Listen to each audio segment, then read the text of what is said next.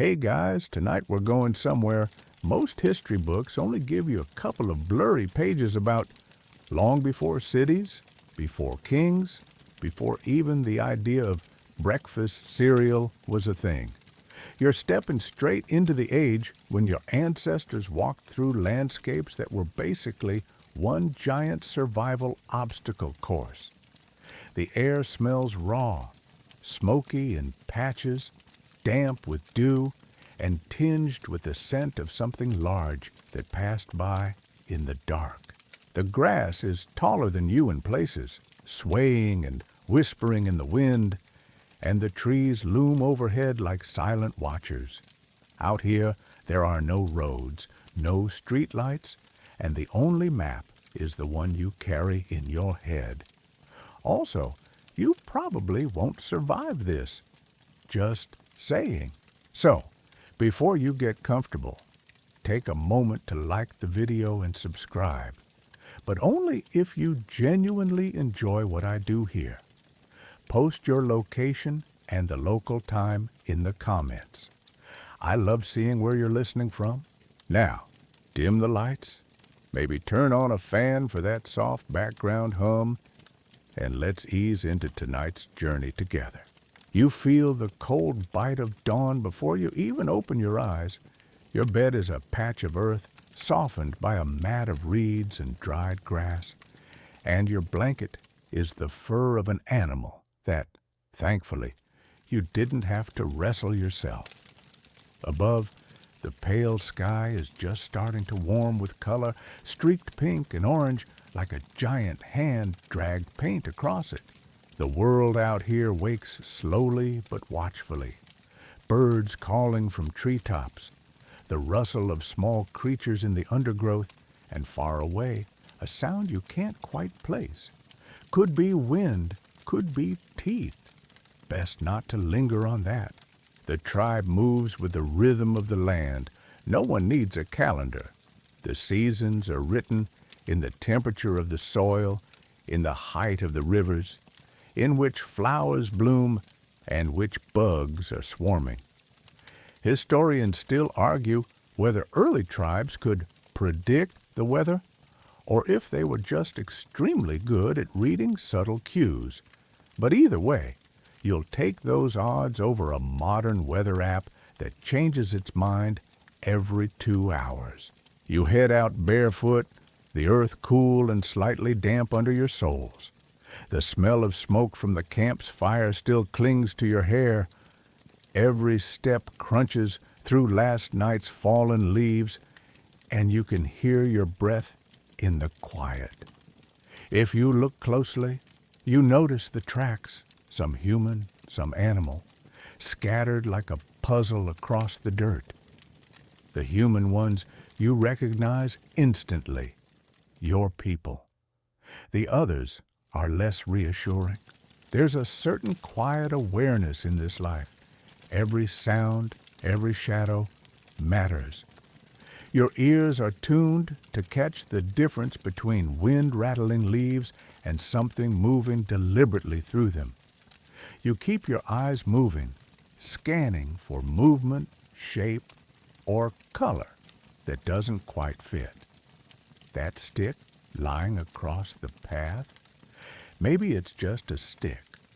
Or maybe it's a snake who skipped breakfast and is now very interested in you.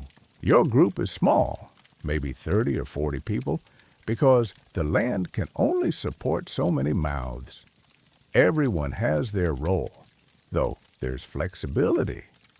Today, you're on the lookout, partly because you're alert, partly because someone else stole the more appealing job of checking the fish traps along the river. The air is clean, in a way modern lungs barely remember. Sharp, carrying scents from miles away. You can smell the sweetness of ripe berries long before you see them, the musk of deer herds that might be just beyond the next ridge, and, less pleasantly, the lingering scent of a predator's kill somewhere nearby. Nature is both your supermarket and your crime scene. Walking through this prehistoric world, you notice that the trees aren't neatly spaced like in modern parks. They crowd together in tangled ancient knots, their roots pushing up from the soil like the bones of the earth. Vines hang like ropes, some strong enough to climb, though you've learned that's not always a good idea. You once heard about a boy from another camp who thought it would be fun to swing on one, only to find it was home to an entire hive of angry insects. Spoiler, he did not swing again. A mainstream fact about life here? Fire is everything. It's your heat, your cooking tool, your deterrent against predators, your gathering point. But here's the quirky bit. Some tribes believed fire was a living being that could get moody if neglected. People would feed it carefully, talk to it, and even give it small offerings like a bit of fat or herbs. And honestly, if you've ever watched flames dance in the dark, it's not hard to see why someone might think it has a personality. As the sun climbs higher, the light shifts from gold to a harsher white. You start to notice the heat pooling in the still air. The smell of grass gets stronger, dustier, and you can feel sweat prickling at your back. Out here, shade is as valuable as water. You keep an eye out for it, ducking under broad leaves or leaning against a rock that still holds the cool of the night. A shadow passes overhead. Just a bird, you think? Though in this era, bird can also mean feathered dinosaur with a beak full of trouble. So you make a mental note to not stand in the open too long. The scholars who study this time still debate exactly how much contact humans had with surviving megafauna, giant, now extinct animals. But the idea of seeing something that big and that close? Equal parts terrifying and impressive. Your stomach growls. You're not starving. Last night's roasted tubers and smoked fish are still holding. But food is never a once-a-day thing here. If you see something edible, you take it. A handful of tart, red berries appear like treasure among the leaves. You pluck them carefully. There's another kind that looks identical, but will make you very sick. The knowledge of which is which isn't just trivia. It's life or death. You pop a berry into your mouth, sweet, then sour, with juice that stains your fingers bright pink. The land itself feels alive under your feet. The ground has a pulse, not literally, but in the way it responds, the way insects scatter as you pass, the way birds go silent when a predator moves nearby. You're part of this ecosystem, and it treats you exactly like it treats everything else.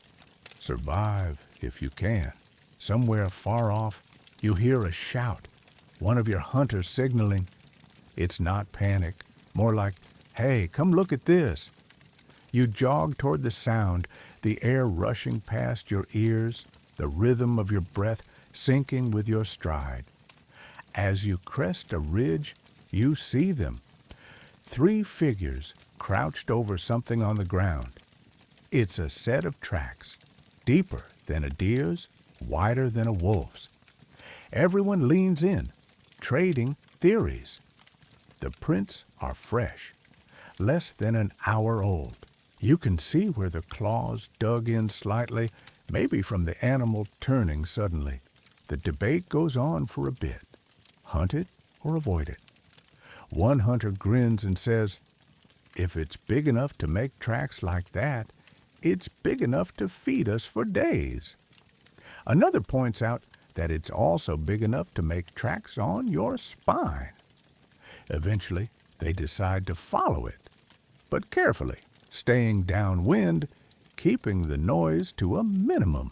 The trail winds through thick brush, and you find yourself crouching, weaving between branches, occasionally brushing off a spiderweb that decided your forehead was a good construction site. The sounds of the forest are sharper now. You're listening for that one wrong noise that says, it knows you're here. By midday, the heat is heavy, pressing down like an extra blanket you didn't ask for. Your skin smells faintly of smoke, sweat, and the wild plants you brushed against. The hunt isn't over yet, but neither is the day. In this world, every moment is a mix of beauty and danger, routine and surprise. And as you step quietly through the undergrowth, every sense tuned, you realize this isn't just survival. This is life. The camp is already awake when you return, and the smell hits you first.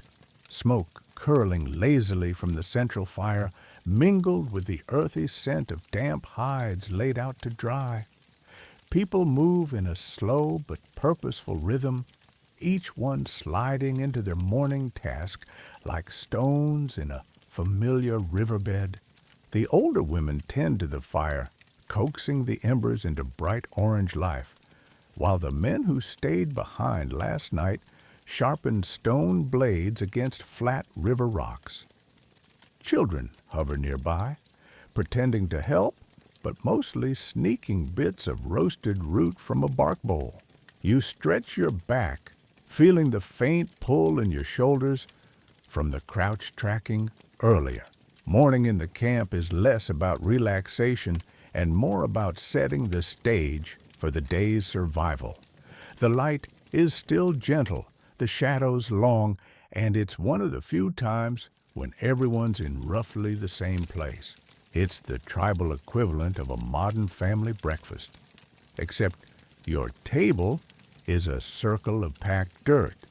Your coffee is river water warmed in a clay pot, and your morning news is whatever the hunter spotted on the horizon. Someone hands you a strip of smoked meat, the kind that tastes better if you don't think about which part of the animal it came from. You chew slowly, watching as the youngest of the tribe's dogs, a scrawny, fox-faced thing with one ear that refuses to stand upright, tries to steal scraps from a distracted toddler. The dog gets away with it for about 3 seconds before a sharp, "Hey!" sends it skittering off. The tribe's routine has a rhythm you can almost hum to. There's no clock, but everyone knows when it's time to prepare the day's gear, to clean tools dulled by yesterday's work, to check the nets in the stream that lies just beyond the fringe of the camp. It's work born from necessity. If you skip a step, you feel it later. Forget to mend a spear, and you might watch your prey vanish because the point shattered. Skip repairing your shelter's hide cover, and you'll be sleeping under a wet sky, a mainstream historical fact. Archaeologists studying prehistoric encampments have found evidence of surprisingly organized spaces, areas clearly designated for sleeping, cooking, tool making, and even waste disposal. It turns out humans have been zoning their neighborhoods far longer than city planners have existed. The quirky bit? Some groups used old animal bones to mark boundaries between work and living areas, possibly as both a practical barrier and a silent "don't dump your scraps here" sign. You sit near the fire and help twist thin strips of sinew into cord. It's tedious, but your hands know the motions, and the conversation flowing around you makes it pass quicker. Someone's telling a story about a hunt gone wrong. A boar that supposedly charged right through a group of men and escaped without so much as a scratch. There's laughter, disbelief, and at least one person swears they saw the same boar a year ago, looking smug. A young boy drops down beside you, clutching a flat rock with something smeared on it. "Paint," he says, grinning, and shows you a mix of crushed berries and ash. He's planning to decorate the side of a shelter, but you suspect at least half of it will end up on his own face. Kids here aren't given toys in the modern sense, but they'll turn anything into a game or a project. A smooth stick becomes a spear. A pile of pebbles becomes a counting puzzle. Someone calls for silence. It's the tribe's best tracker holding a chunk of dried mud in his palm. Embedded in it is the imprint of something's paw, fresh enough that the edges are still sharp. A ripple of interest runs through the group. Could be food, could be trouble. Historians still argue whether prehistoric tribes preferred to stay close to home during the day or roam widely in search of resources. But either way, decisions like this, hunt or stay, are made collectively. As the tracker explains what he saw, you notice the subtle way people lean toward him. Knowledge here isn't just respected, it's currency. The right information can save lives, so the ones who hold it earn a quiet authority. The tracker's voice is calm, his words measured, and you get the sense that no one questions his read on the land.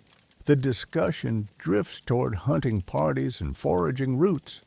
It's a bit like a strategy meeting, except your spreadsheets are the mental maps everyone carries in their heads, built from years of watching the land change with the seasons. People debate where the berries are ripest now, where the animals have moved since last week, and whether it's worth the risk to cross into the ridge area that another tribe sometimes uses. You head toward the stream with two others, carrying woven baskets that will either come back heavy with fish or very light with disappointment. The path is familiar. Your bare feet find the cool patches of moss almost automatically. You pass under an arch of leaning trees, their branches tangled like clasped fingers.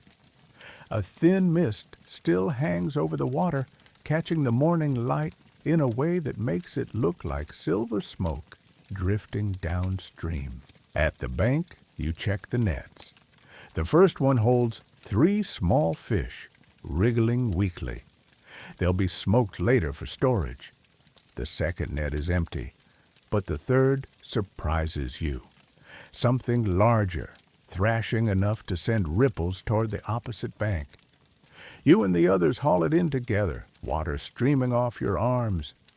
It's a fat river fish, scales flashing like coins in the sun. You laugh softly. Meals like this don't happen every day. On the way back, you detour toward a patch of low-growing plants you spotted earlier. Their leaves are broad, slightly fuzzy, and when you crush one between your fingers, it smells sharp and clean. You remember the healer saying it's good for easing insect bites. You gather a small bundle. Every bit of knowledge about the land's offerings gets stored away, ready for the moment it's needed. Back at camp, the fish goes straight to the fire. The healer takes the leaves with a nod, and the cord you worked on earlier is already being used to lash a new spear point. The morning hums along, each task feeding into the next, until the day is fully underway. There's no off switch here, only moments when the work is lighter, when you can pause and lean against a warm rock, listening to the crackle of the fire and the low murmur of your people talking about things that matter right now. The sun is higher, the shadows sharper, and the camp is alive in a way that feels both temporary and timeless. And somewhere, just beyond the tree line, the world waits for you to step back out into it. The sun is now fully awake, casting sharp gold light across the clearing, and your stomach is already thinking ahead. Breakfast, if you can call it that, was more of a snack. Here, hunger doesn't run on schedules. It's a constant low thrum, nudging you toward whatever the land will give up today. You grab a woven sling bag, worn smooth from use, and join a small group setting out to forage. The air is warm, but still soft, with morning freshness. Your bare feet sink slightly into the damp earth, leaving prints alongside the others. The path is more an agreement between people and plants than an actual trail, winding through tall grasses that brush your waist and past trees with gnarled roots that seem determined to trip the inattentive. You walk with your head tilted slightly, scanning the understory for berries, nuts, and edible greens. One of the older women in the group, her hair streaked with ash gray, moves like she's part of the forest itself, pausing here, reaching there, as if the plants volunteer themselves to her. She plucks a cluster of dark berries and drops them into her basket without even looking. The rule is simple. Take what's ripe, leave what's not. Over-harvesting isn't just greedy, it's dangerous. You never know when the next patch will be ready, and you can't rely on luck to fill the gap. A mainstream fact? Archaeobotanists have found pollen traces in charred seeds at prehistoric sites, suggesting some tribes practiced proto-gardening, deliberately encouraging certain plants to grow in specific spots. It wasn't farming yet, but it was a step toward it. The quirky bit? Some people likely believe certain plants grew better if you spoke to them or sang while picking. Science hasn't proven it, but hey, maybe plants like compliments too. A rustle ahead freezes everyone mid-step. The sound is low and deliberate, too heavy for a bird, too slow for a deer. You exchange glances. One man shifts his grip on his digging stick, ready to use it as a weapon. The sound fades, and after a tense moment, you move on, laughing quietly at yourselves. Probably just a pig, someone says. Probably. You kneel beside a bush heavy with small, bright fruits, testing one between your fingers before tasting. The flavor bursts sweet and sharp, juice running down your chin. This is the kind of find that lifts the whole day. Enough to share, enough to eat now and dry for later. You fill half your bag before moving on.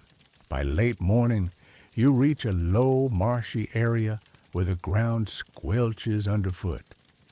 This is where you look for tubers, plants that hide their food underground, safe from all but the most determined foragers. You use a pointed stick to loosen the soil, hands digging through the cool, wet earth until your fingers close on something firm. You pull it free, a knobbly root streaked with mud. It smells faintly sweet and earthy. Not all food comes willingly, though. Some must be chased. By midday, the hunting party is ready, and you're going with them. The plan is simple. Find a herd, move quietly, and work together to funnel an animal toward the waiting spears. Simple doesn't mean easy. The hunters carry spears tipped with sharp flint and stone blades at their belts. You've got a spear too, though mostly to avoid feeling useless. The forest shifts as you move deeper. The ground turns spongy with fallen leaves, and the air grows heavy, humming with insect life. A high, sharp cry cuts through the sounds of the forest, a warning call from some bird that's just spotted you. Great. Now everything within earshot knows something's coming. The lead hunter halts, raising a hand. Ahead, through a curtain of leaves, you see them. A small group of deer, their heads lifting in unison. They freeze, ears twitching.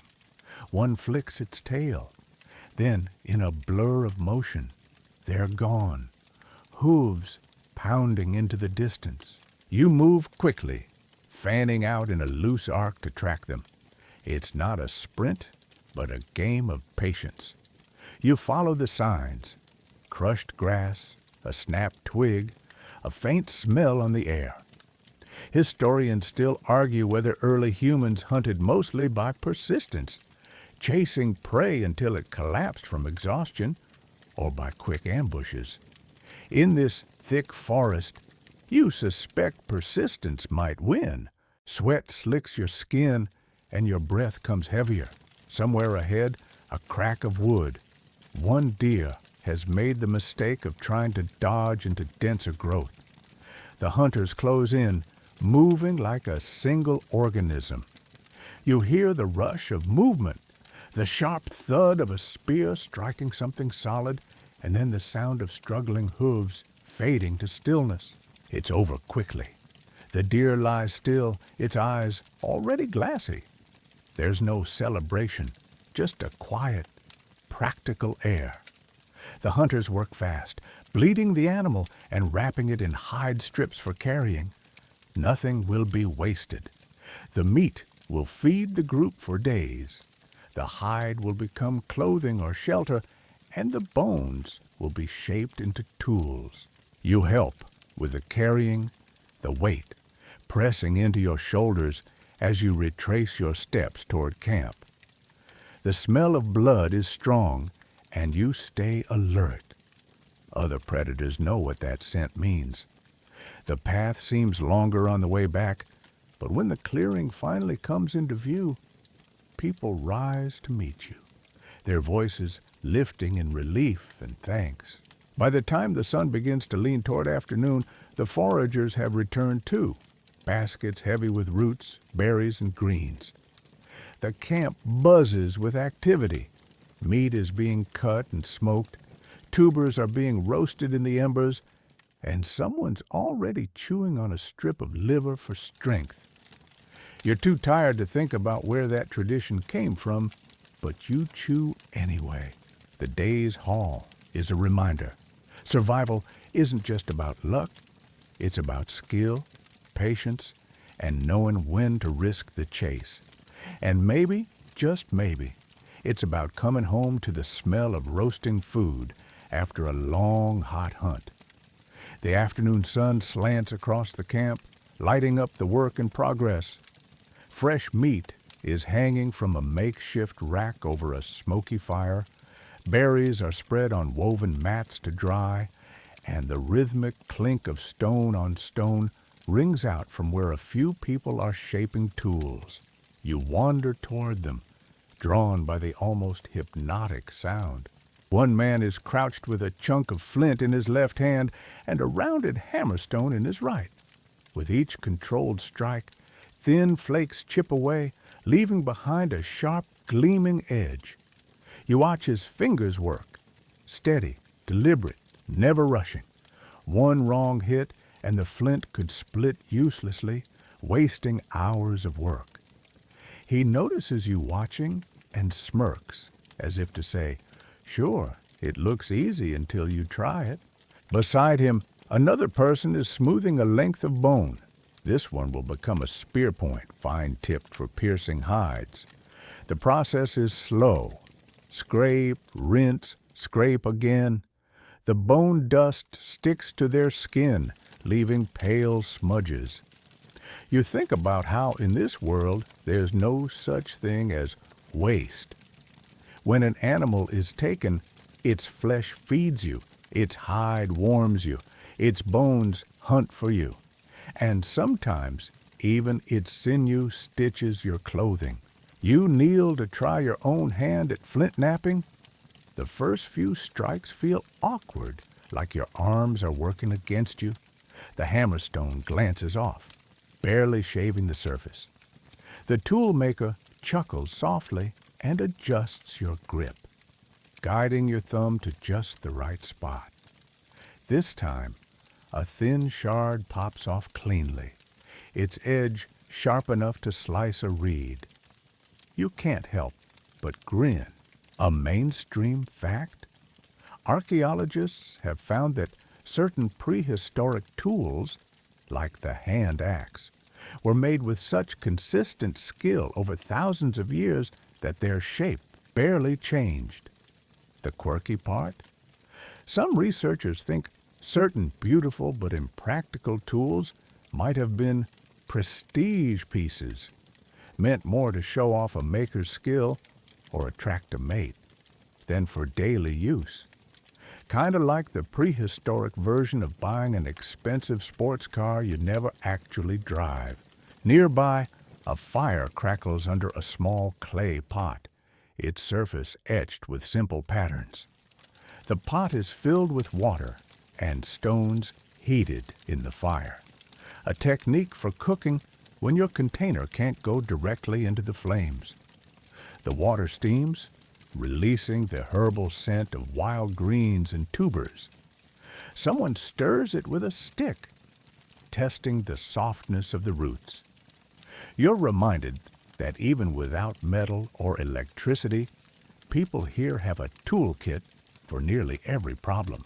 It just requires patience, practice, and a willingness to improvise. At the edge of camp, another group is working with hides. Freshly scraped deer skin is stretched over a wooden frame, drying in the sun. The air smells faintly of smoke and something sharper, brain matter used in the tanning process to soften the hide. One woman rubs the mixture in with practiced motions, humming under her breath. She catches you watching and shrugs. Every animal has enough brain to tan its own hide, she says, repeating an old saying. You're not sure if it's literally true, but she sounds convinced.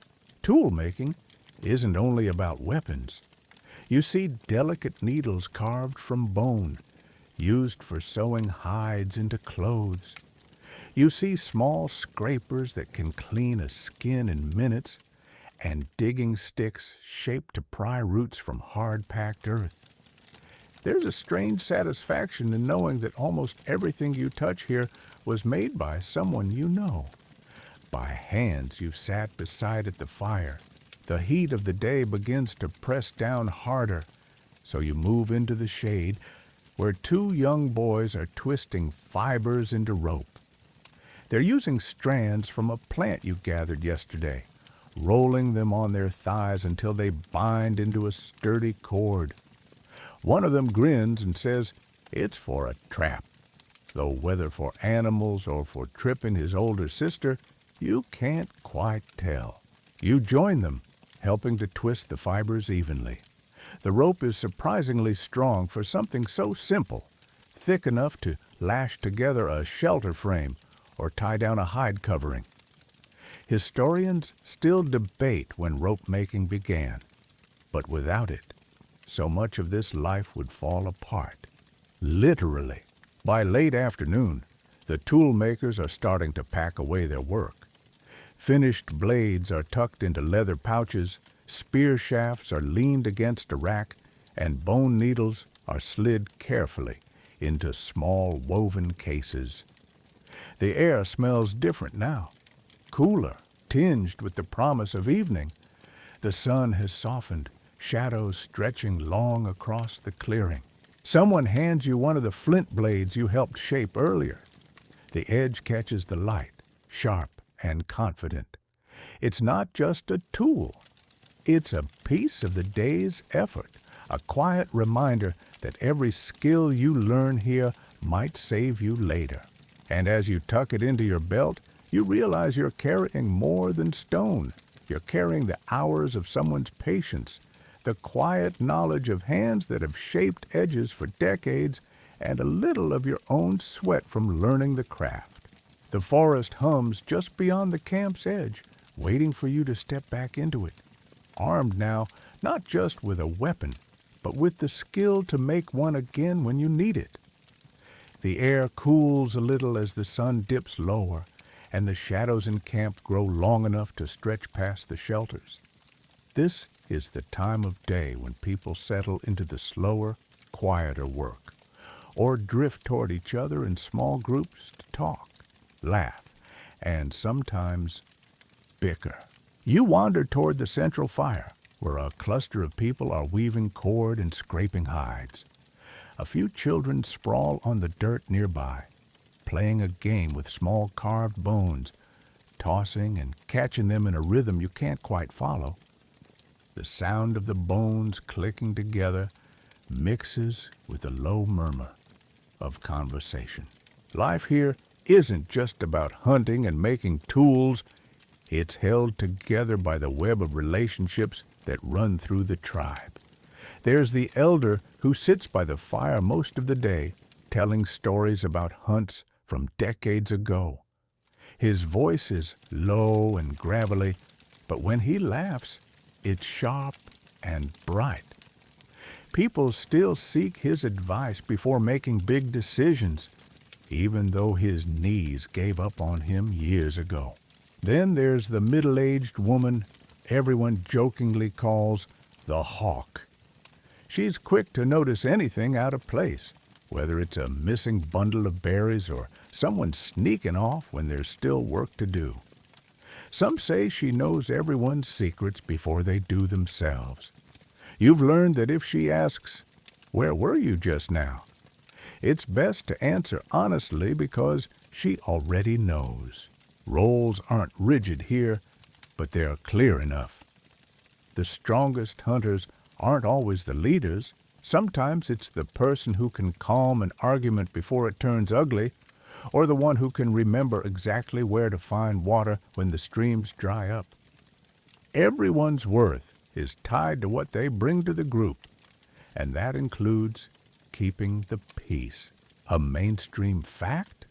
Anthropologists have found that many prehistoric tribes likely had more egalitarian structures than later agricultural societies. Power was more about respect and skill than about controlling land or wealth, because, well, there wasn't much to own beyond what you could carry. The quirky bit. In some groups, playful teasing was used as a social leveler. If you got too boastful about a kill, expect someone to joke that the animal probably just tripped in front of you. That teasing is alive here. When one young hunter boasts about the deer taken earlier, the hawk cuts in with a straight face. "Yes, we all saw how bravely you held the rope while the others did the work."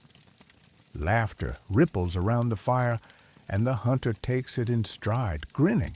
You help mend a net, your fingers working the knots as the conversations roll on around you. One group debates whether to try trading with the neighboring Ridge tribe again. They've been known to swap beautiful red stone in exchange for fish, but sometimes they forget to pay their side of the deal. Another group talks about the migration of the big herd, trying to guess when they'll pass through the valley again. Historians still argue whether prehistoric people formed permanent alliances, or if relationships between groups were always shifting with resources and seasons. Here, it's clear that every connection is both valuable and fragile. A bad trade, a hunting dispute, or even a poorly timed joke can turn cooperation into competition. Later, you walk to the edge of camp with two others to check the trap set earlier in the day. The path takes you past the sleeping shelters, low, dome-shaped frames covered in hides. Some have smoke stains near the top where fires burned inside during cold nights. The smell of tanned leather hangs in the air, mixed with the faint sweetness of drying berries. The traps are simple but clever. Loops of rope set along narrow animal paths, baited with fruit or scraps. You find one sprung, the rope pulled tight around the neck of a rabbit-like creature. You free it quickly, murmuring thanks, an unspoken ritual, and carry it back. It's not much, but every mouthful matters. When you return, the camp is shifting toward evening mode. Children are being rounded up, stray tools gathered before the light fades. The elder by the fire calls for everyone to share the day's news, not as a formal meeting, but as a way to keep everyone in the loop. People listen, adding their own bits of information, a good berry patch found to the west, signs of fresh animal tracks near the stream, a warning about a tree with wasp nests in the hollow. It's in these moments, when everyone leans in to listen, the light turning soft and gold, that you feel the strongest pulse of the tribe. You're not just surviving beside these people, you're tied to them in a net of shared effort, shared risk, and shared laughter. The sun drops lower still, and you find yourself glancing at the tree line. The forest looks different now, deeper, as if it's been watching you all day and is only now ready to speak. The night will bring its own challenges, but for now, the camp feels like the center of the world, and every face around the fire is part of the map. The last of the sun's light is fading, turning the camp's hide shelters into dark humps against the dimming sky. A faint, cool breeze drifts in, bringing with it the scent of damp soil and distant rain. Tonight, you're helping repair one of the shelters before it gives in to the weather, or worse, to the curious noses of nighttime predators. The frame is made from saplings bent into arches, their ends driven deep into the ground. Strips of raw hide lash the intersections together, holding them tight, though you can see where some have loosened after weeks of use. You and another worker tug the hide cover back, shaking off leaves and dust. The smell is sharp. Smoke, earth, and the lingering musk of the animal it came from. You replace the lashings with fresh strips, twisting them until your palms ache, then pull the hide cover back into place. The fit has to be exact.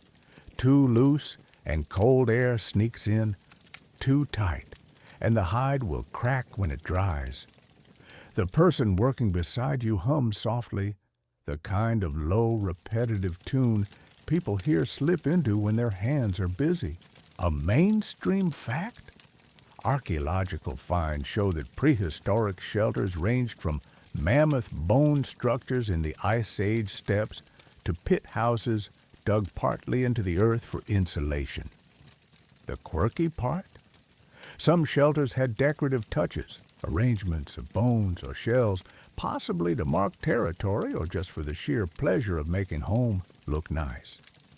Even tens of thousands of years ago, it seems, humans couldn't resist a bit of interior design.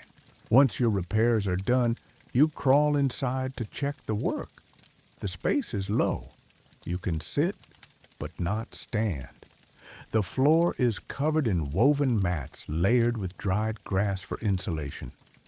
A small blackened pit in the center marks where fires have been lit during colder nights, though you'll leave it cold tonight to avoid drawing in smoke-hungry insects. The air inside is warmer already, muffling the breeze that sways the shelter walls. Outside, others are working on larger communal shelters, open-sided structures meant to keep the rain off while people work or gather. Thick branches form the uprights, lashed with rope and padded at the base with stones to keep them steady. Someone's weaving a panel of reeds to hang along one side, muttering about the last time a sudden storm turned the place into a wind tunnel. Historians still argue whether prehistoric people returned to the same shelter sites year after year or built anew each season. Here, you can see why both might be true. Sometimes the frame lasts long enough to reuse, but the coverings and ropes are always in a slow process of repair or replacement. Or you're sent to fetch a bundle of long grass for weaving, which means heading toward the edge of camp. The grass sways in the half-light, the sound soft and shushing like whispers. You cut what you need with a flint blade, careful not to strip too much from one spot. Carrying it back, you keep an eye on the tree line. Shadows move differently there now, And while your mind tells you it's just the wind, your body stays tense. Back at camp, the grass is worked into the shelter panels with practiced motions, fingers moving so fast they blur. A small child sits watching, trying to mimic the moves with a few spare strands, knotting them into a messy clump. Someone laughs, gently untangling it, and hands it back for another try. When the shelters are secured, the mood lightens. People stand back to look at the work, nodding in satisfaction. There's a sense of safety in strong walls, even if you know they're just hides and branches. It's not that these shelters could stop a determined predator. They couldn't, but they keep out the wind, the rain, and the smaller creatures that might slip in during the night. One man tells a story about a storm years ago when the wind tore a shelter clean off its frame and sent it tumbling into the forest like a giant leather ball. It stopped when it hit a tree, he says, and we found a family of raccoons inside a few days later. The image gets a round of chuckles. With the work done, you step back and take in the camp. The shelters curve together like a small village, their overlapping edges creating narrow lanes between them. Smoke from the fire drifts upward, catching the last of the day's light, and somewhere beyond the circle of warmth, the night is gathering itself. Your hands are rough from the rope, and there's the faint smell of animal hide clinging to your skin. You don't mind. There's comfort in knowing that when the wind rises later, you'll be under something you helped make strong. And as the sky darkens to deep blue, you feel the shift. Work turning to rest. Danger turning to watchfulness. The camp is ready for whatever the night decides to bring. The night has passed without incident, though you woke once to the sound of something brushing against the hide wall. It turned out to be nothing more than a curious, dog-like scavenger, slinking away when you stirred. Now, the sun is warming the camp, and people are busy with another kind of work, turning raw materials into identity. You're sitting beside a pile of hides, most tanned until they're soft and pliable. The smell is earthy and sharp, with hints of smoke. Someone hands you a strip to cut into a tie for a tunic. Clothing here is practical first. Hides for warmth, woven grass for hot days. But it's never just functional. The way you wrap the hide, the beads you thread along the seams, the ochre streak you paint on the shoulder, they all say something about who you are. Today, you're not just making clothes, you're learning the quiet code they carry. A double fringe on the edge of a cloak, that might mark someone who's traveled far and traded often. A small spiral painted near the hem, that's a charm against snakes, learned from someone's grandmother's grandmother. These signs aren't universal. Wander too far from your tribe and people might read them differently. But here, they speak clearly. The mainstream fact? Evidence from prehistoric sites shows that early humans used plant fibers, animal hides, and sinew to create garments, often decorated with shells, beads, or carved bone pendants. They weren't just about protection. They conveyed status, skill, and belonging. And the quirky tidbit? Some groups are believed to have used scented plants in their clothing layers, not only to mask human odor from prey, but also, let's be honest, to make themselves smell better to each other. You tuck a sprig of wild mint into your tunic and feel a little fresher already. Historians still argue whether decorative patterns in clothing evolved from pure ornamentation or from markings meant for ritual and protection. Maybe both. Though, judging by how some people here pose little taller when they've got a fresh streak of body paint, vanity probably played a part. Body art is another layer of self. Beside the fire, someone crushes red ochre between two stones, mixing it with a bit of animal fat until it's a thick paste. You're invited to try. So you dip your fingers in and draw a simple band across your forearm. The paste feels gritty and cool, leaving behind a deep, rusty color. Nearby, another person uses a sharpened bone to press fine lines into the skin surface, just shallow enough to heal quickly, but deep enough that the pigment sinks in. The result is a mark that lasts for weeks. There's laughter as someone remembers the time a man painted his face so completely black with charcoal that even his own children didn't recognize him after the hunt. You picture the chaos that must have caused in the dim firelight. Adornment goes beyond clothing and paint. A young woman is threading beads made from snail shells onto a length of sinew. She holds each bead up to the light, squinting, rejecting any that aren't just right. A child tugs at her arm, asking for one. She smiles, but shakes her head. These are for a gift, and the set has to be perfect. Your own task is to help carve small pendants from bone. The work is careful, shaving away thin curls until the shape emerges. You make a simple bird form, its wings outstretched, and drill a hole for stringing. As you rub it smooth with sandstone, you feel a quiet satisfaction. It's more than decoration. It's a piece of you that might hang from someone's neck for seasons to come.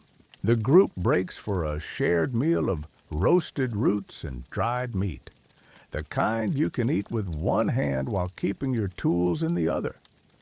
Someone passes around a pouch of powdered ochre for those who want to touch up their paint. One man draws a dot under each eye. For seeing farther, he jokes. Later, you're asked to help repair a ceremonial headdress made from feathers, woven reeds, and small bits of shiny stone. You hold it carefully. It's delicate, and the feathers shift with every movement. The person working on it explains in a hushed tone that it's worn during certain gatherings when the whole tribe dances in a circle. The feathers, they say, are from a bird that can fly for days without resting. Wearing them is a wish for endurance. When the headdress is mended, the owner tries it on.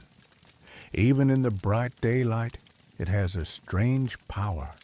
Its colors catch the sun, and the movement of the feathers makes it seem almost alive. You step back and look around the camp. Everywhere you see the layers of identity, painted skin, patterned hides, beads that clink softly when someone walks. It's easy to think of these people as simply surviving, but here you see the truth. Survival is just the beginning. The rest is about claiming a place in the story of your tribe and telling the world, without speaking, exactly who you are. Night falls differently when there's ceremony in the air. The usual quiet is replaced by a hum of expectation. Low voices, shuffling feet, the occasional clack of wood on stone. You're guided toward the central fire, now built taller than you've ever seen it. Flames licking skyward as if they're trying to warm the stars themselves. Sparks drift upward, swirling like lazy fireflies, and the smoke curls into shapes that your tired mind half believes are alive. Tonight, you're stepping into the spiritual heart of the tribe. This isn't about mending a hide or foraging for dinner. This is about speaking to the unseen. A small group of elders sits together, faces painted with symmetrical patterns in white clay and charcoal. The designs are so crisp they almost look like masks. One elder holds a carved wooden staff topped with a bundle of feathers and bones. It rattles faintly when they shift their weight. You've heard it before, always during moments when the tribe gathers for more than just food or shelter. The mainstream historical fact here: archaeological evidence from burial sites and preserved cave art shows that early human communities engaged in rituals involving music, symbolic objects, and fire. They weren't random acts. They often followed seasonal patterns or important life events, binding the group together. The quirky tidbit: in some regions, archaeologists believe people burned specific herbs or resins, not just for the smell, but because the smoke itself kept away biting insects during long nighttime gatherings. You can't help but imagine someone long ago convincing the tribe that yes, the spirits love the smell of sage, but also, hey, no more itchy ankles. Historians still argue whether the earliest rituals were religious in a structured sense, or simply a blend of superstition, survival habits, and the human need to mark important moments with drama. As the ceremony begins, you're given a handful of smooth pebbles and told to hold them tight. A soft drum beat starts, not the deep thump you might expect, but a steady, almost heartbeat-like rhythm. Someone shakes a string of shells, adding a whispery counterbeat. The sound seems to sink into your bones, and you feel your breathing match it. You're led to place your pebbles in a shallow bowl at the fire's edge. They join dozens of others, some black, some white, some a mix, gathered over months of travel. You're told these represent wishes, blessings, or thanks. What yours means is yours alone to know. A group of dancers enters the circle. Their steps are deliberate: shuffle, stomp, turn. Some wear masks made from bark and painted with exaggerated features: wide eyes, sharp teeth, long noses. The masks are uncanny. They blur the line between human and something else. In the flicker of firelight, it's easy to see how someone could believe they were spirits visiting for the night. The dancing quickens, the drumbeat matching. You feel the urge to move even if your feet stay planted. It's not a performance for entertainment. It's something the dancers seem to need to do, as if the steps themselves are keeping the world balanced. A woman with hair braided so tightly it gleams in the firelight steps forward, holding a shallow dish of glowing embers. She sprinkles something onto them, and a thick, sweet-smelling smoke rolls upward. It smells faintly of honey and pine, wrapping around you like a warm blanket. You close your eyes for a moment and nearly lose track of where you are. When you open them, an elder is standing before you, holding the feathered staff. They touch the top gently to each of your shoulders, murmuring words you don't understand. You catch the cadence, though, rising and falling like a river's current. It feels both personal and utterly beyond you. The children of the tribe watch wide-eyed from the edge of the circle. They've been told to stay quiet, but you can see them swaying to the rhythm. One boy absently traces the same symbol over and over in the dirt with his toe, an image of the sun with lines radiating outward. You wonder if he even realizes he's doing it, or if it's just his way of holding the moment. The ceremony shifts. Now the tribe gathers in smaller groups, each sharing stories in low voices. Some are about the great animals of the land, told with grand gestures and knowing smiles. Others are about people who lived generations ago, their names carried like treasures. In this world, memory isn't written. It's performed, shaped, and renewed each time it's told. Someone offers you a sip from a clay cup. The liquid inside is warm, bitter, and earthy. It's made from a root you helped dig earlier in the season, mixed with herbs. You're told it opens the path to clearer dreams. You nod politely, though you're pretty sure it's also just strong. As the fire burns lower, the music fades into a single soft drum beat again.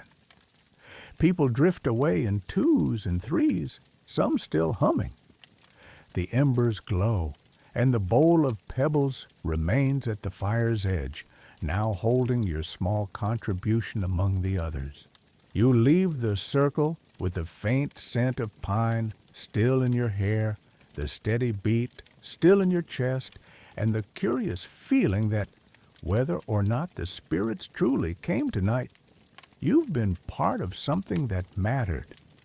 Morning starts earlier for the children than you expect, not because they're eager to work, but because they're eager to play. The sound that wakes you isn't the crackle of the fire or the murmur of adults. It's shrieking laughter as a knot of them sprints past your sleeping spot, bare feet pounding the packed earth like a drum.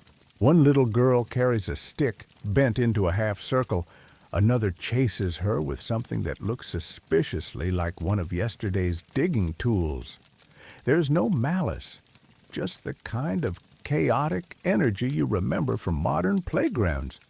Except this playground is a clearing surrounded by low shelters and guarded by adults whose eyes follow every move.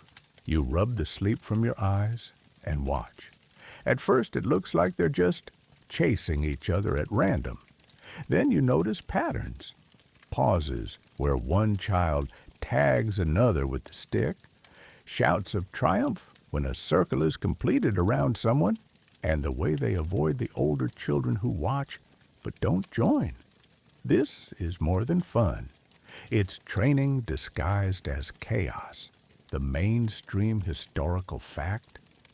Anthropologists have long documented that play in prehistoric societies often mimicked adult survival tasks, throwing stones, tracking footprints, wrestling, or mock hunting. It was a way to build skills long before they were needed in real danger. The quirky tidbit? In some areas, children were given small, blunt versions of adult tools, like tiny spears made from plant stalks, not just to practice, but because they liked to copy the motions of adults so much that it stopped them from borrowing the real dangerous ones. You imagine a parent thousands of years ago saying, "Here's your fake spear. Now stop stabbing the firewood pile."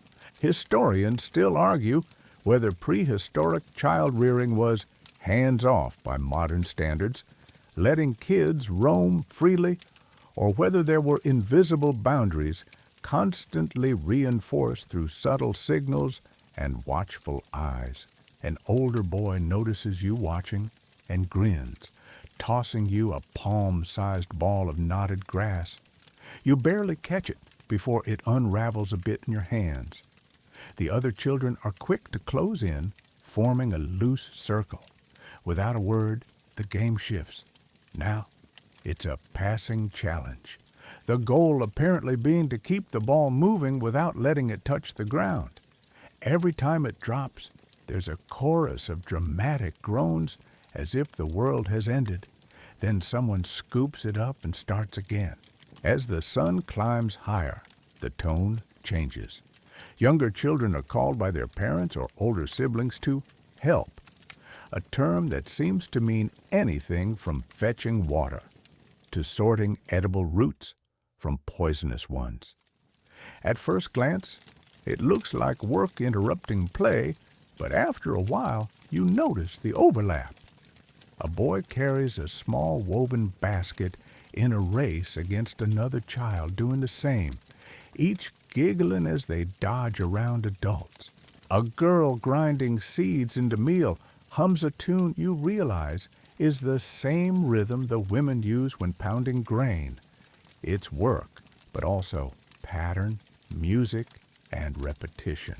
You're pulled into a group heading to the shallow creek nearby. The children fan out along the bank, some poking the water with sticks, others crouch to watch darting minnows. A girl points to a muddy set of animal tracks and explains, seriously as though you're a slow learner, that they're from a deer that passed early this morning. She traces the shape with her finger, then draws a quick sketch in the dirt. You realize you're watching her practice reading and writing in the language of survival. Lunch, if you can call it that, comes in the form of a handful of berries, a strip of dried meat, and some flatbread-like rounds baked on a hot stone. The children sit in a loose circle to eat, swapping bites the way modern kids swap snacks at school. A boy offers you something small and crunchy. You try not to grimace when you realize it's roasted insect. The others laugh when you hesitate, one girl mimicking your wide-eyed expression until you give in and chew. It's nutty. You hate to admit it, but not bad. The afternoon brings quieter games. A group sits in the shade, weaving thin reeds into patterns, pretending the shapes are snares for catching big game. Another group takes turns stacking stones as high as possible before the pile collapses, each fall greeted with exaggerated gasps. You catch one boy subtly nudging the pile to fall when it's not his turn. Some things, it seems, never change across millennia. Near evening, the older children gather with an elder for what you assume is story time. But instead of passively listening, they're asked to act out parts, imitating the calls of birds, the stomp of animals, the gestures of hunters. It's a mix of theater, education, and community bonding, and by the end you realize the kids know every step of a successful hunt long before they're old enough to join one. As the sun sinks, the last burst of energy comes in the form of a foot race down the main path. The little ones run with all the reckless abandon in the world, their hair streaming behind them like banners. The adults watch, smiling but ready to step in if someone takes a fall. And when the race is done, the losers are hugged just as warmly as the winners, because tomorrow the games begin again. The next morning, you push through the last haze of sleep to the sound of crows in the distance, a harsh reminder that today's chores won't be limited to the camp. Word has spread. There's a need to venture farther than usual. Maybe the berries nearby have been stripped bare by birds. Maybe the riverbank has shifted. Or maybe it's just time to see what the world looks like past your usual safe zone. You sling a small skin pouch over your shoulder, the kind that rattles with tools and snacks, and fall in with the group. No one says it outright, but you can tell this is serious. Shoulders are a little tighter, laughter a little less frequent. The air has a taste to it, like damp leaves and distant rain, and the forest seems to lean in closer the deeper you go. There's always a boundary, sometimes physical, like a ridge or river, sometimes just a feeling that marks the edge of safety. Today, you cross it, and the moment you do, the change is clear. Birdsong thins out. The smell of turned soil replaces the smell of camp smoke. Even your own footsteps sound different, softer, swallowed by moss. One of the older hunters points out a patch of mushrooms glowing faintly in the dim light. The mainstream historical fact? Many prehistoric foragers could identify hundreds of edible and poisonous species, often passing the knowledge down orally for generations. In this case, the mushrooms are edible, but only after boiling them twice to remove toxins. You make a mental note to let someone else do the cooking. The quirky tidbit? In some early societies, Certain danger zones weren't off limits because of real danger, but because of superstition. There's evidence that whole groves or rock formations were considered home to spirits, and stepping into them without permission was a big no-no. Whether this was religious respect or a clever way to keep people out of risky areas is still debated. Historians still argue whether these boundaries were set more for safety or for symbolic reasons. That is, were people avoiding certain areas because of predators and bad water, or because of stories woven deep into their cultural fabric? A rustle from the undergrowth pulls your attention. The group freezes, not because they're terrified, but because the forest's language is one you don't interrupt. The sound is deliberate, heavier than a rabbit, slower than a deer. It passes behind a clump of ferns, and you catch a flick of tawny fur before it vanishes. The tension eases, but the lesson sticks. Out here, you're not just exploring. You're on someone else's turf.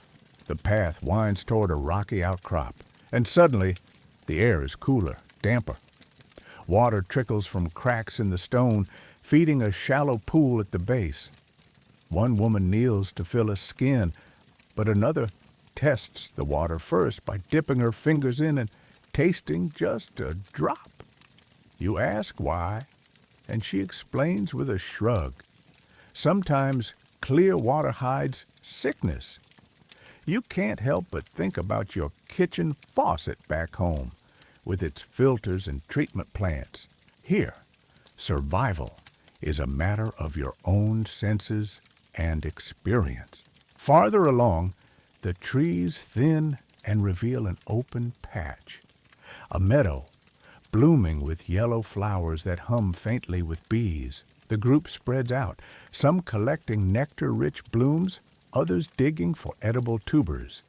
You help pull up a root the size of your forearm, brushing off the dirt and handing it over like a trophy.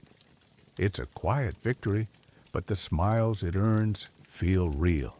Then the wind changes. The smell of smoke, faint but definitely there, drifts from the direction of the river. Eyes meet, and the mood shifts. It could be a lightning strike. It could be another group. It could be trouble. The decision is quick. Follow the scent, but cautiously. You move along the riverbank, staying low when possible, every step chosen to avoid snapping twigs. The source turns out to be a smoldering fire pit surrounded by stones. Whoever made it is gone, but they left signs. Fish bones, a pile of split reeds, and a single carved stick with patterns that don't match anything your group uses.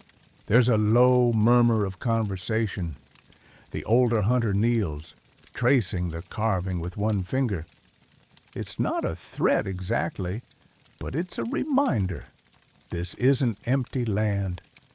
Someone else was here. Maybe they still are. Your group decides to circle wide on the way back, skirting the edge of the known path. It adds time, but it feels safer. You keep glancing over your shoulder, half expecting to see someone watching from the tree line. By the time the camp smoke is visible again, the sun is low, throwing long shadows across the path. You can almost feel the invisible line as you step back into the safe zone where the air loosens and conversation resumes. The children run up to see what you brought, and the adults nod in approval at the roots, flowers, and berries you carry. But that carved stick stays on your mind. Tomorrow will feel different. The edge of the camp will seem closer now, the forest a little less like a backdrop and a little more like a living neighbor with moods and secrets. And you'll wonder how many times you've walked close to others without even knowing. That night, you lie close to the fire, listening to the wind tug at the edges of the shelter. Your mind keeps drifting back to that carved stick. the way its grooves caught the fading light. By morning, word has spread. It's not fear exactly, more like a subtle current of alertness threading through the camp. Everyone seems to be watching the tree line a little more closely. The elders gather by the central hearth, voices low but urgent. You're not invited to join in, but you catch fragments. River crossing, gift or warning, move or stay. Decisions like this aren't made lightly. Contact with outsiders can mean opportunity, or it can mean disaster. When the discussion breaks, the plan is simple. A small party will go to the meeting ground near the river, the kind of neutral space that both your group and the strangers might know. It's a place with open sight lines and just enough shelter to wait without feeling trapped. You're told to come along, not because you're an expert negotiator, but because extra hands are always useful, whether for carrying trade goods or for carrying people home if things go badly. Your pouch is loaded with what your group has to offer: flint blades, dried meat, a string of bone beads polished smooth. Trade in prehistoric times wasn't about coins or contracts. It was about mutual need. The mainstream historical fact: archaeologists have found evidence of long-distance trade networks reaching hundreds of miles. Even in the Paleolithic, materials like obsidian, shells, and ochre traveled far beyond their source, proof that contact between groups was often more complex than just meet and fight, the quirky tidbit. Some of the earliest currencies might have been completely impractical for survival. Tiny carved figurines, polished stones, or even unusual feathers. These weren't traded for use, but for status, story, or simple delight. Imagine hauling a rare goose feather across 2 mountain ranges just so you can show it off at the next fire gathering. Historians still argue whether most intertribal encounters were cooperative or aggressive. Were humans naturally inclined to trade and mingle, or to guard resources with sharp sticks and suspicious glances? The evidence is patchy enough that the debate may never end.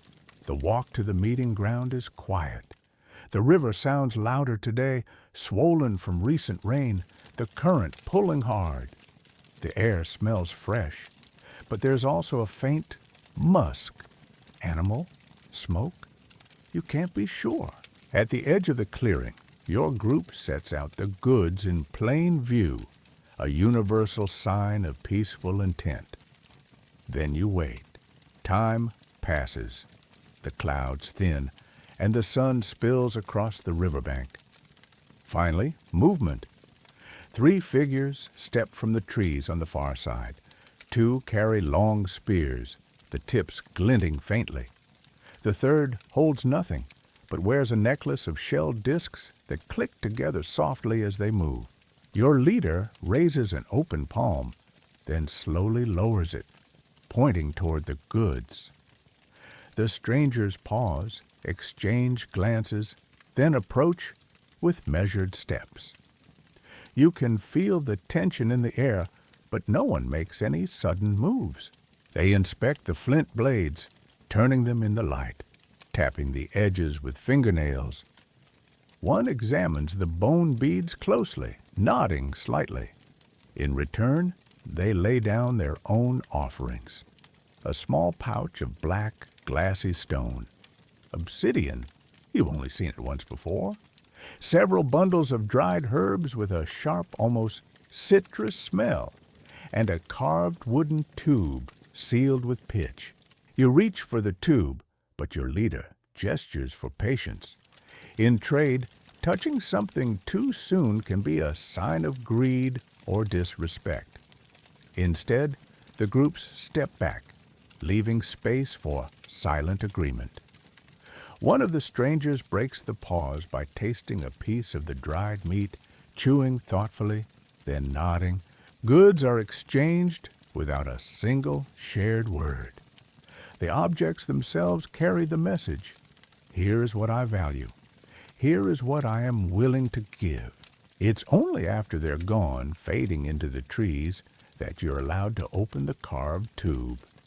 Inside is a tightly rolled strip of bark, etched with lines and dots.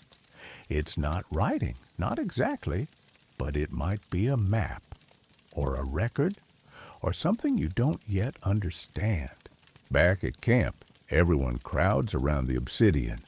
It's sharper than flint, capable of slicing with almost no effort. One hunter jokes about never needing to sharpen his spear again, and someone else mutters that sharper weapons might be exactly what leads to sharper tempers. That night, the fire burns a little brighter. The herbs from the trade are tossed onto the flames, sending a clean, bright scent through the air. It's a reminder that contact with strangers can bring danger, but it can also bring flavors, tools, and stories your group would never have found alone. Still, you can't shake the feeling that the carved stick from yesterday and the etched bark from today are connected somehow. And if they are, someone out there is leaving a trail, and you've just stepped onto it. The rain comes first as a whisper in the dark, just soft patters on the leaves above. By dawn, it's a roar, drumming against hides and wood, soaking the camp in the damp, earthy smell of mud and moss. You wake to find the stream that trickles near camp is now a foaming, rushing channel, already licking at the edges of the cooking fire pit. The elders have seen this before. The river floods every few seasons, swallowing low ground and driving game animals to higher ridges. Staying here would mean days of wet bedding, dwindling food, and maybe waking up to find your shelter floating away. The decision is made quickly. Pack what you can carry and move. Seasonal shifts have always been the heartbeat of prehistoric life. The mainstream fact? Many hunter-gatherer groups followed seasonal migration patterns, shadowing herds of animals or moving between foraging grounds as plants ripened. Archaeological evidence shows temporary campsites popping up in the same places over centuries, suggesting people returned like clockwork to spots they knew would provide. The quirky tidbit? Some groups time their movements not by stars or calendars, but by animal behavior, waiting for a certain bird song or a specific insect's arrival to signal when to leave. Imagine your entire moving day being decided by a cricket showing up late. Historians still argue whether migrations were more about survival necessities, food and shelter, or whether they were also shaped by social events, like planned meetings with other tribes. Maybe moving wasn't always running from scarcity. Sometimes it might have been running toward a festival, an exchange, or a rare opportunity to meet a future ally. You're assigned to help carry tools and a bundle of smoked meat, which means balancing awkward loads on your shoulders while trying not to trip over roots. The air is heavy and sticky. Sweat and rain run together down your back. The ground squelches underfoot, and your toes are soon caked in grit. The column moves in a slow, stretched line through the forest. Hunters fan out ahead, scanning for fresh tracks. Sometimes deer, sometimes something hungrier. Every so often, you pass landmarks, a crooked tree with roots like knotted fists, a rock face with streaks of ochre where someone once marked a path. The group moves with an unspoken rhythm. Rest, push on, rest again. Each break a chance to check bundles, drink from gourds, or scratch at bug bites that seem to multiply with every step. By midday, The rain thins to a mist, and the forest smells sharper, almost green-tinted. The sound of distant hooves reaches you, a herd moving parallel to your path. The leader signals a pause. The hunters debate whether to attempt a quick stalk, but the decision is no. Migrations are dangerous enough without splitting the group for a risky hunt.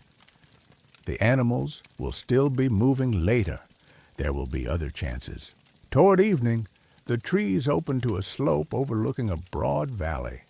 You can see dark shapes of grazing animals in the distance, and beyond them, a stand of trees hugging the far edge of a shallow lake.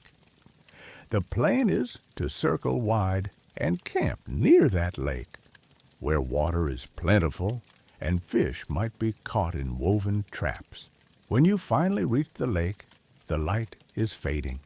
The surface is smooth, except for the ripples where insects touch down. The waterline is dotted with reeds, and frogs plop into the shallows as you approach. A few shelters go up quickly, just enough to keep the night dew off.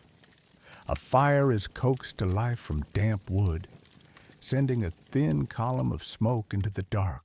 That night, lying on damp ground with the soft slap of water against the shore, you feel both exposed and relieved.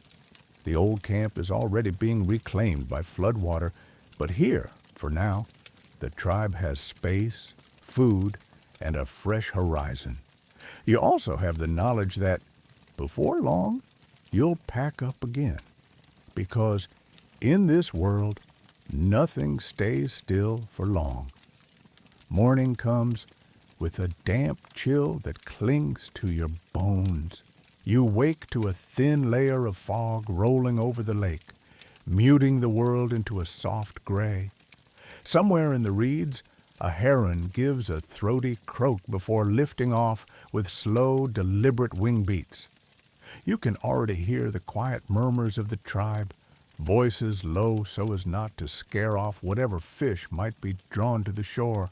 But the real business of the day isn't breakfast, it's tending to the tribe's health. Out here, a cut on your hand isn't just a cut, it's an open invitation to infection. You sit beside one of the elders as they unwrap a hide pouch filled with herbs, roots, and dried leaves. The mainstream fact? Prehistoric people developed surprisingly effective herbal remedies. Chewing willow bark for pain relief, because it contains a natural form of aspirin, or boiling certain roots to reduce fever.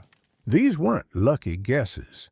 They were the result of generations of trial, error, and sometimes paying attention to what sick animals ate when they got better. The quirky tidbit?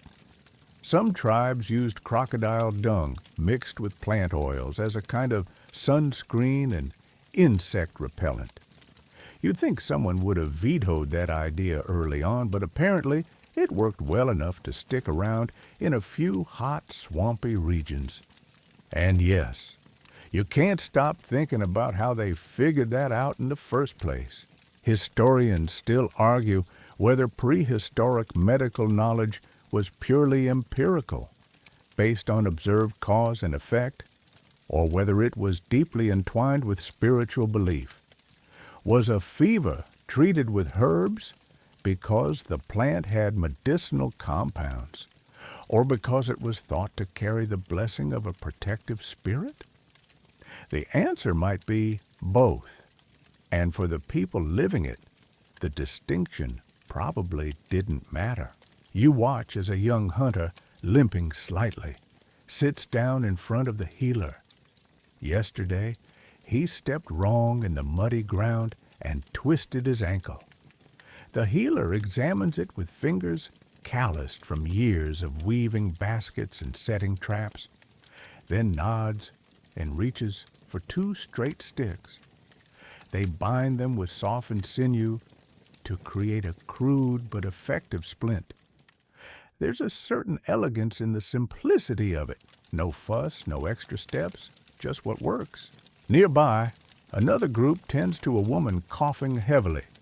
They boil a mix of pine needles and wild mint, letting her inhale the steam before sipping the bitter brew. You're offered a taste just in case, and it's so potent it makes your eyes water and your nose tingle, but it does seem to loosen her breathing.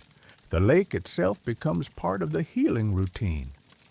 Warm mud is scooped from certain spots along the shore and applied to aching joints.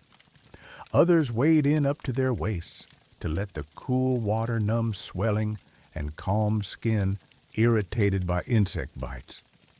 The healer says nothing, just observes, adjusts, and occasionally points out a plant that should be harvested while the tribe is here. By midday, the fog burns away, revealing a sky as bright and hard as polished stone.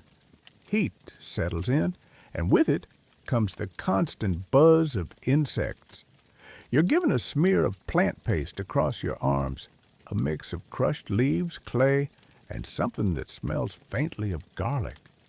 It's supposed to keep mosquitoes at bay, and for a little while, it actually does. But the work of health isn't just reacting to illness, it's preventing it. Water is always boiled before drinking, not because anyone can name bacteria, but because experience has taught them what happens otherwise. Meat is smoked until it's dry enough to keep for days without spoiling. Scraps are buried far from camp to avoid attracting predators. Every rule, every routine exists because someone, somewhere, learned the hard way. That night, you sit by the fire with the healer, watching them crush dried herbs into a powder for storage. The smoke curls upward, fragrant with resin and something sharp that catches at the back of your throat. The healer glances at you and says, in their slow, deliberate way, that health is a kind of hunting. You chase after sickness, cut off its escape, and try to bring it down before it gets you. You think about that long after you lie down, listening to the rustle of reeds in the night, knowing that here, survival isn't just about spears and strength. It's also about what's in the healer's pouch. By the time the sun rises, the air is warm enough that you can feel it on your cheeks before you've even opened your eyes. Smoke from the dying fire drifts lazily over the camp, and for once, there's no rush to get moving. Today isn't for hunting or gathering, or even for building. Today is for staying close, resting, and letting the mind wander. It begins slowly, almost imperceptibly. Someone mends a broken spear shaft while humming a tune that's older than anyone can remember. A child drags a stick through the dirt, tracing looping patterns that could be animals, or could just be an ambitious attempt at drawing everyone's favorite elder with extra-large ears. Leisure for this tribe doesn't mean inactivity. It means the freedom to do things without the shadow of necessity hanging over them. One group sits cross-legged, carefully polishing beads carved from bone and shell. They're not just ornaments. They're tiny pieces of social currency, traded, gifted, and sometimes worn to show who you're aligned with. The mainstream fact? Archaeologists have found beadwork in prehistoric sites dating back tens of thousands of years, suggesting that adornment and artistry was central to human life long before farming or cities. Beauty, it seems, has always mattered. The quirky tidbit? Some storytellers carry memory sticks, small carved pieces of wood with notches, grooves, and symbols that jog their recollection during long oral tales. It's like prehistoric PowerPoint, only with a much higher chance of splinters. Historians still argue whether these stories and songs served primarily to pass down knowledge or to entertain. Were they survival manuals disguised as legends, or did people sometimes simply spin a yarn for the joy of making others laugh? Again, maybe the truth lies somewhere in between. As the day warms, the heart of camp turns into a stage. An elder with a booming voice begins a story you've half heard before, about the time a giant bear came into camp and was scared off not by spears, but by a young boy who screamed so loudly the bear tripped over itself trying to run away. The tale grows more ridiculous with each retelling. Now, apparently, the boy was also juggling fish at the time, and the bear's tail caught fire in the cooking pit. No one even bothers to question the fact that bears don't have tails that long. Laughter rolls through the camp, soft and infectious. You find yourself leaning in, eyes half closed, just letting the words paint pictures in your mind. Around you, others are lying on their sides, idly weaving grass mats or running fingers over half-finished carvings. Later, when the heat reaches its peak, the tribe drifts toward the shade of a large tree on the edge of camp. A group of children start a game that involves tossing a small, smooth stone from one to another, trying not to drop it. They add rules as they go. Now you have to clap twice before catching it. Now you have to spin around first. And the older ones are laughing just as much as the little ones. Play isn't just for children here. It's a kind of glue that holds everyone together. As dusk creeps in, the fire becomes the center once more. Shadows dance across faces, making expressions more dramatic and voices more mysterious. Someone begins a slow rhythmic chant, and others join in, adding harmonies and beats with their hands and sticks. It's not a performance for an audience. It's a shared experience. The sound itself as important as any meaning. You can feel the warmth of the fire on your skin, smell the mix of wood smoke and roasted meat, and hear the subtle shifts of people settling closer together as night deepens.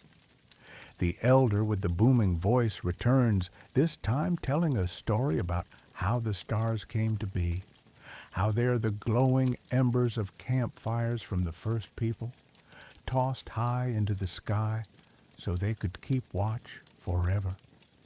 You know it's not science, but in the moment, it feels truer than any explanation you've ever heard.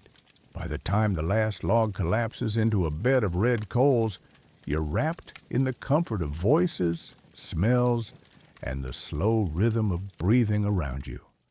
Out here, leisure isn't separate from survival. It's part of it. Stories bind the tribe together just as much as shared food or protection from predators. They carry the past forward and make the present worth living. And somewhere in the middle of it all, under the hum of crickets and the faint crackle of fire, you realize that for a few hours, the world beyond the camp has simply stopped mattering. The air tonight is cooler than usual, the kind that makes you pull your hide cloak a little tighter around your shoulders. Above you, the stars scatter themselves across the sky in a dizzying spread of light, and you wonder if anyone, anywhere, has ever been able to count them all. The fire crackles softly, and you find yourself sitting a little apart from the others, watching as the last pieces of meat are passed around and the embers glow a deep, comforting red.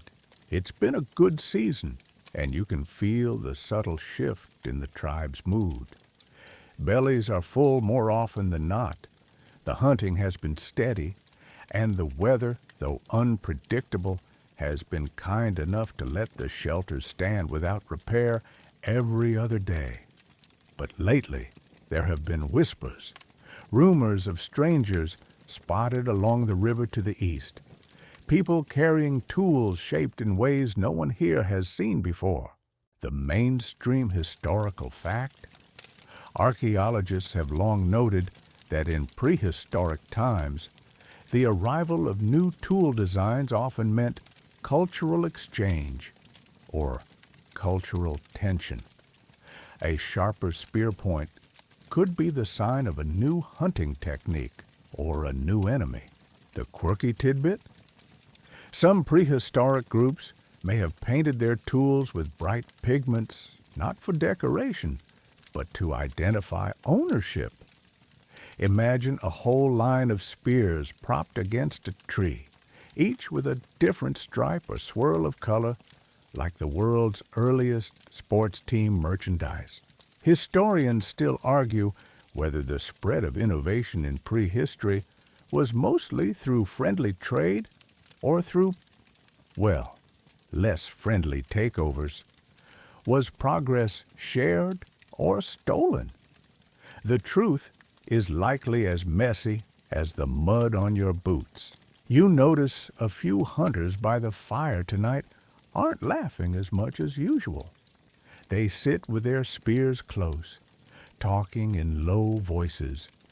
A basket of dried meat has been moved closer to the elder's shelter just in case it needs to be grabbed quickly.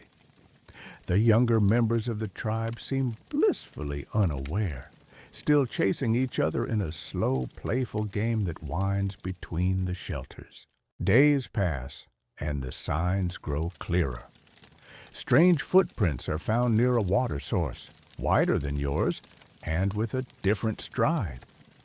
The hunters return from patrol with news of smoke in the distance, too far for your tribe's fire, but close enough to smell. You're sent along on a small scouting party, and the closer you get, the more you sense the tension in the air. The forest seems quieter than usual, as though even the animals are paying attention. Eventually, you spot them. A group of people clustered along the riverbank, their movements sharp and purposeful. Their clothing is stitched differently, their tools more refined. And yet, as you watch, one of them laughs, tossing a stick for a child to chase, and you realize they are not so different from you. The meeting, when it comes, is careful. There's no shared language, but gestures, gifts, and slow exchanges of food build a fragile bridge. You trade a bundle of flint points for a basket of dried fish, and someone from their group offers a carved bone needle so fine it makes your own tools look clumsy. The possibilities are thrilling and dangerous. Back in camp, the stories begin again, this time with a new edge.